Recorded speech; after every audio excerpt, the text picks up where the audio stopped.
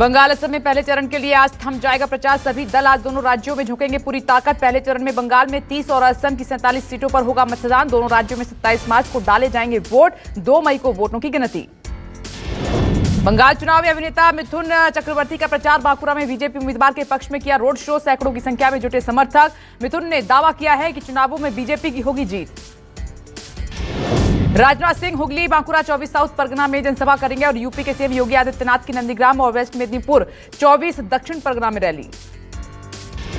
गृह मंत्री अमित शाह की पुरुलिया, झारग्राम, तमलुक और बांकुरा में रैली है। पूर्व क्रिकेटर गौतम गंभीर बांकुरा और हुगली, वेस्ट मेदिनीपुर में जनता को संबोधित करेंगे।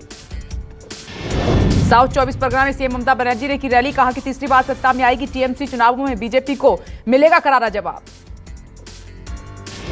पश्चिम बंगाल के बीजेपी अध्यक्ष दिलीप घोष का ममता बनर्जी को लेकर विवादित बयान। कहा कि ममता को साड़ी क्यों, बरमूडा पहनना चाहिए। दिलीप घोष बोले, चोट ठीक होने के बाद भी ममता सबको पैर की चोट दिखा रही हैं। मुंबई के पूर्व पुलिस कमिश्नर आज बॉम्बे हाईकोर्ट में दाखिल कर सकते हैं अर्जी। याचिका में परमबीर सिंह ने महाराष्ट्र के गृह मंत्री अनिल देशमुख पर भ्रष्टाचार के आरोप लगाए हैं। सीबीआई जांच की मांग की है। सचिन वाजे की एनआईए कस्टडी आज होगी खत्म और एनआईए सचिन को आज कोर्ट में पेश करेगी। एनआईए के यूएपीए लगाने के बाद वाजे की मुश्किलें और बढ़ी हैं। मामले में सूत्रों के हवाले से खबर और खुलासा हुआ है कि दावा यह किया जा रहा है कि मनसुख हिरेन की हत्या के समय सचिन वाजे वहां पर मौजूद था। महाराष्ट्र में महागठबंधन के नेता सीएम उद्धव ठाकरे की अगुवाई में राज्यपाल भगत सिंह कोश्यारी से मिलेंगे और सरकार का पक्ष राज्यपाल के सामने रखा जाएगा। आईपीएस रश्मि शुक्ला और परमबीर सिंह पर कार्रवाई का मन बना चुकी है राज्य सरकार। कार्रवाई के लिए महाविकास अघाड़ी में एक मत है। गृहमंत्री देशमुख विवाद पर बोले हैं। संजय राउत कहा कि राज्यपाल के पास हमारे लिए वक्त नहीं है, वो बीजेपी की खातिरदारी में बिजी हैं। देशमुख ने खुद कहा है कि मुझ पर लगे आरोपों की जांच हो, दूध का दूध और पानी का पानी हो जाएगा। देशमुख के इस्तीफे की जरूरत नहीं है। देश में कोरोना रिटर्न्स और कोरोना मामलों में एक बार फिर भारी उछाल जारी है। 24 घंटे में कल के मुकाबले फिर ज्यादा मरीज आए हैं। एक दिन में 53,476 नए कोरोना केस मिले हैं। 251 लोगों की मौत हुई है।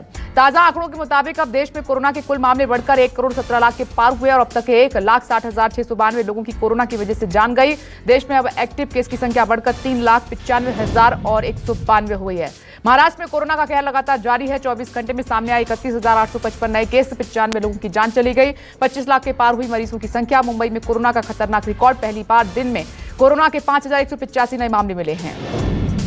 दिल्ली में कोरोना की दहशत बरकरार है और पिछले 3 महीने में सबसे ज्यादा केस मिले हैं। एक दिन में 1,254 नए मामलों की पुष्टि हुई है। 6 की मौत और महीने की शुरुआत में रोज 100 के करीब केस आए थे, लेकिन आज 25 दिन में 12 गुना बढ़ गए हैं मामले।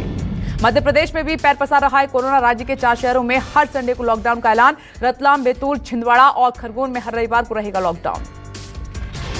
शिवराज सरकार ने कैबिनेट बैठक में लिया फैसला। 20 से ज्यादा केस वाले 13 शहरों में नहीं खुलेंगे सिनेमा हॉल और कोरोना के बढ़ते मामलों के चलते ये फैसला लिया गया है।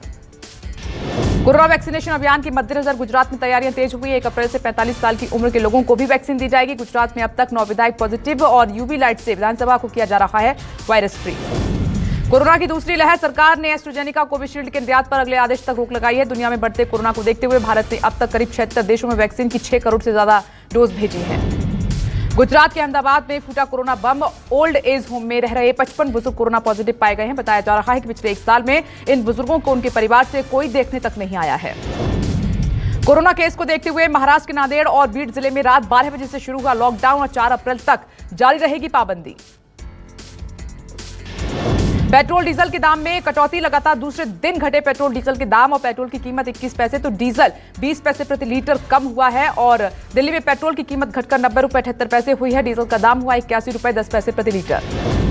दिल्ली के प्रगति मैदान इलाके में क्राइम ब्रांच और बदमाशों के बीच मुठभेड़ हुई। 2 इनामी बदमाशों को लगी है गोली। पुलिस ने गिरफ्तार कर लिया है। मुठभेड़ के दौरान बदमाशों ने एसपी और एसआई पर गोलियां चलाई थी। जवाबी कार्रवाई में बदमाशों को गोली लगी है। मध्य प्रदेश के इंदौर में मां ने मासूम बेटी को बुरी तरह पीटा। मासूम को पीटने के आरोप में पुलिस ने मां पर दर्ज की है एफआईआर। मामले की जांच में जुटी है पुलिस। मध्य प्रदेश के दमोह में बस स्टैंड पर भीषण आग लगने से मचा हड़कंप। 7 बसें जलकर खाक हो गई और मौके पर पहुंची दमकल की गाड़ियां। कड़ी मशक्कत के बाद आग पर काबू पाया गया।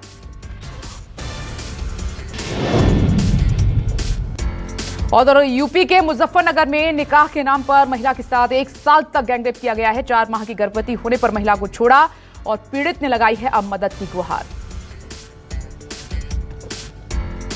YouTube पर न्यूज 24 का परिवार अब 1 करोड़ का हो गया है। इस प्यार और भरोसे के लिए आपका तहे दिल से शुक्रिया। चाहे टीवी हो या सोशल मीडिया, हमारा वादा है हम यूं ही निष्पक्ष होकर पत्रकारिता का धर्म निभाते रहेंगे। यूं ही दिन रात आपके लिए सच्ची खबरें लाते रहेंगे। हम निष्पक्षता बनाए रखेंगे। बस आप अपना भरोसा बनाए रखिए और अपना साथ बनाए रखिए। एक बार फिर 1 करोड़ सब्सक्राइबर के लिए धन्यवाद। न्यूज़ 24 निष्पक्ष खबरें।